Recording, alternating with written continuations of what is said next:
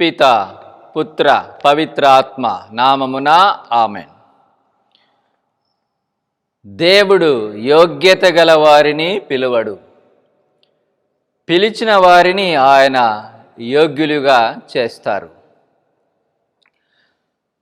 క్రీస్తునాథుని యందు ప్రియమైన సహోదరి సహోదరులారా, ఈరోజు మనము పాస్కా 6వ ఆదివారములోనికి ప్రవేశిస్తూ ఉన్నాం. మొదటి పట్టణము అపోస్తుల కార్యముల నుండి తీసుకొనబడినది. కైసరియాకు చెందిన కొర్నేలి అనే రోమా శతాధిపతి పేతురు వద్దకు వచ్చి అతని పాదములపై సాగిలపడి నమస్కరించారు. అతడు అన్యుడు. పేతురు అతనితో, లెమ్ము, నేను ఒక మనుషుడనే అని పలుకుతున్నారు. కొర్నేలి కుటుంబములోని వారందరూ దేవుని యందు భక్తి శ్రద్ధలు కలిగి ఉండి పేద సాధలకు దాన ధర్మములు చేయుచు జీవిస్తూ ఉండేటువంటి వారు.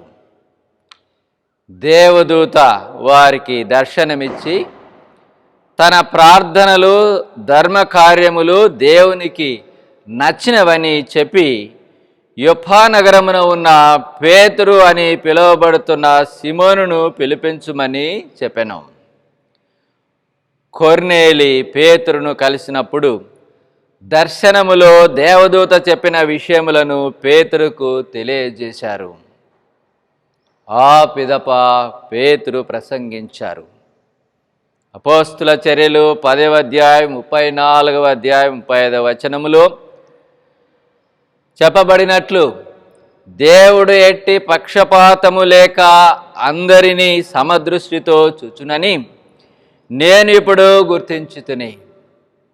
దేవునికి భయపడుచు సత్ప్రవర్తన కలవాడు ఏ జాతి వాడైనను దేవునికి అంగీకార యోగ్యుడే. దేవుడు మానవులందరినీ ప్రేమిస్తూ ఉన్నారు. మంచి కార్యములు చేసేటువంటి ప్రతి ఒక్కరూ దేవుని చేత ప్రేమించబడతారు. దేవుని ప్రేమకు ఆస్తి, అంతస్తు, కులము, మతము, జాతి అడ్డు రావు. ప్రియ సహోదరి సహోదరులారా, మనం ఇతరులను వారు ఎటివారైనప్పటికీ, వారు అన్యులైనప్పటికీ, అన్య మతస్థులైనప్పటికీ వారిని మనము ప్రేమించాలి. ఈనాటి సువిశేషములో నిజమైన ఆనందం యొక్క రహస్యాన్ని ప్రభు తన శిష్యులకు తెలియపరుస్తూ ఉన్నారు. మీరు నా ప్రేమయందు నెలకొని ఉండుడు అని ప్రభువు చెప్తూ ఉన్నారు. ఈనాటి ప్రపంచము తాత్కాలిక ఆనందాని కోసము అన్వేషిస్తూ ఉన్నది.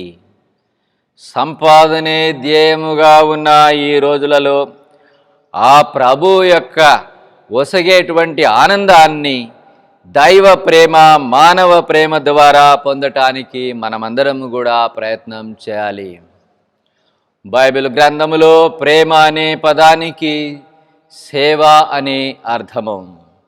యోహాను సువార్త 15వ అధ్యాయం 12వ వచనంలో చెప్పబడినట్లు, నేను నిన్ను ప్రేమించినట్లనే మీరును ఒకరినొకరు ప్రేమించుకొనుడు. ప్రేమలో, సేవలో క్రీస్తు ప్రభువే మనకు ఆదర్శము. క్రైస్తవ జీవితంలో దేవుని ప్రేమ, సోదర ప్రేమ విడదీయరానటువంటివి. వీటిని అనుసరించటానికి మనము ప్రయత్నం చేద్దాం. యోహాను సువార్త 15వ అధ్యాయం 16వ వచనములో చెప్పబడినట్లు, మీరు నన్ను ఎన్నుకొనలేదు, కానీ నేను మిమ్ము ఎన్నుకొన్నాను. ప్రభు ఎన్నుకొనుటానికి గల కారణము ఫలించుట. మనము మన జీవితం ద్వారా మంచి ఫలములను ఇవ్వాలి, మంచి కార్యములను చేయాలి అని మనకు ప్రబోధిస్తూ ఉన్నారు. ఈరోజు క్రైస్తవులమైన మనమంతా గుర్తుంచుకోవాల్సినది ఏమిటంటే, మనమంతా ప్రత్యేకముగా దేవుని చేత ఎన్నుకొనబడి ఉన్నాము. మన జీవితముల ద్వారా ఇతరులకు సహాయపడే గుణము మనం అందరము కలిగి ఉండాలి. అటువంటి వరమును అందరికీ యేసు ప్రభు ప్రసాదించాలని ప్రత్యేకముగా వేడుకుందాం. రెండవ పట్టణములో పునీత యోహాను దేవుడు ప్రేమ స్వరూపి అని తెలియపరుస్తూ ఉన్నారు. దేవుడు లోకమును ఎంతో ప్రేమించాడు కాబట్టి తన కుమారుడైనటువంటి యేసుక్రీస్తును ఈ లోకానికి పంపి మనలను రక్షించారు. ప్రేమించువాడు దేవుని యొక్క బిడ్డ, ప్రేమించువాడు సేవ చేసేటువంటి వాడు, దేవుని యొక్క పనిలో భాగస్థులు అవుతారని మనము గుర్తుంచుకోవాలి. క్రైస్తవ జీవితంలో సేవాభావము ఎంతో ప్రాముఖ్యమైనటువంటిది. మానవ సేవయే మాధవ సేవ అన్న భావనతో అవసరములో ఉన్నటువంటి వారికి తోడ్పడడానికి ప్రతి ఒక్కరము కృషి చేద్దాం. ప్రభువు మీతోడును గాక. సర్వశక్తిగల సర్వేశ్వరుడు పితా పుత్ర పవిత్రాత్మను ఆశీర్వదించి కాచి కాపాడుదురుగాక. ఆమెన్.